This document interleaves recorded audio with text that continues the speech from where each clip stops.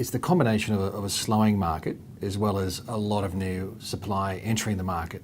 So when the market moves through an inflection point, or it starts to, I suppose, move into the down phase at a time when there's a lot of people buying off the plan, the risk is at the time of settlement, the value is dropped compared to their contract price. So when they go to settle the property, the property is valued at a lower amount than what they paid, well, they contracted for it. So then in order to settle, it means they probably need to top up their deposit in order to make the loan to valuation ratio stack up for what they agree with the bank. Or they need to work out another arrangement with their lender, which may become more difficult considering the changes in the lending environment we've seen over the past few months.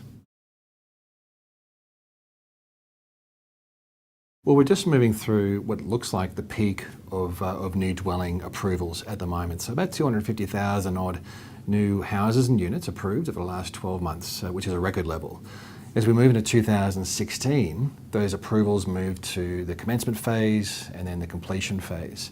So the risk is we're just seeing the housing market starting to show signs of softening at a time when all this new supply is coming onto the marketplace. There's probably not, I suppose, not every single one of those approvals will proceed through to a commencement and ultimately a completion, due to the fact that we may see some developers withdraw from the market, or we may see the rate of pre-sale simply not be met as we see buyer demand start to cool down. Well, I think there need to be a few things happening if we're to avert completely the risk of a default crisis. Firstly, we'd need to, I suppose, have a market situation where the settlement value compared to the contract value is roughly the same, if not higher. Okay, it doesn't seem to be the case at the moment that we're looking at a market crash.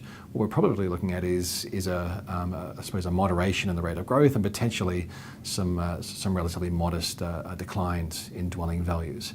If we saw those declines become sharper or more concentrated in areas of new supply, I think that's where the risk becomes substantially higher.